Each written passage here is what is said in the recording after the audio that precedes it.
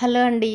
ఈరోజు వీడియోలో మంచి హై రిచ్ ప్రోటీన్ దోశ చూపించబోతున్నాను. ఈ యొక్క పొడి చేసి పెట్టుకుంటే చాలు ఇన్స్టెంట్గా ఎప్పుడంటే అప్పుడు హెల్తీగా ప్రోటీన్తో మంచి దోశలు అనేవి తినొచ్చు అనమాట. మార్నింగ్ బ్రేక్ఫాస్ట్కైనా కూడా, నైట్లో డిన్నర్కి, అలాగే పిల్లలు స్కూల్ నుండి రాగానే కూడా ఇవి చేసి పెట్టి చూడండి. చాలా చాలా ఇష్టంగా తింటారు. అంతేకాకుండా బయట తిన్న దోశల ఫ్లేవర్ ఎలా ఉంటుందో అంతకన్నా కూడా చాలా బాగుంటాయి. నిజంగా చెప్తున్నా, తప్పకుండా ట్రై చేసి చూడండి.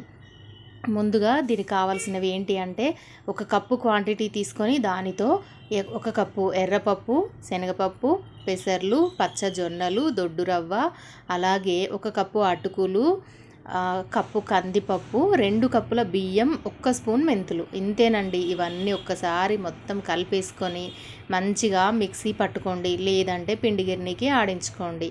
అంతేనండి. మనకి పిండి తయారు చేసి పెట్టుకుంటే ఎప్పుడంటే అప్పుడు దోశలు వేసుకోవచ్చు. ఇక్కడ నేనైతే ఒక 4 స్పూన్ల తీసుకొని మంచిగా దోశకి కలపడానికి ఒక 4 స్పూన్లు తీసుకుంటున్నాను పిండిని. మిగతా పిండి నేను ఫ్రిడ్జ్లో స్టోర్ చేసుకుంటాను. ఇప్పుడు ఈ తీసుకున్న పిండిని మంచిగా దోశ పిండి మాదిరిగా కలుపుకోవాలి. ఇలా కలుపుకున్న తర్వాత నైట్ అంతా దీన్ని ఓవర్ నైట్ అంతా కూడా వదిలేసేయాలన్నమాట. మూత పెట్టి మంచిగా వదిలేసేయాలి. మంచిగా పులుస్తుందన్నమాట పిండి. తర్వాత నెక్స్ట్ డే మార్నింగ్ ఇలా దోశలు వేసుకోవడమే అండి. ఈ ప్రోటీన్ దోశలు పిల్లలకైనా పెద్దలకైనా చాలా ఉపయోగపడుతుందండి. బాడీకి ప్రోటీన్ అనేది కావాలి కాబట్టి వెయిట్ లాస్ అవ్వాలి అనుకునే వాళ్ళకి మంచిగా హెల్ప్ అవుతుంది.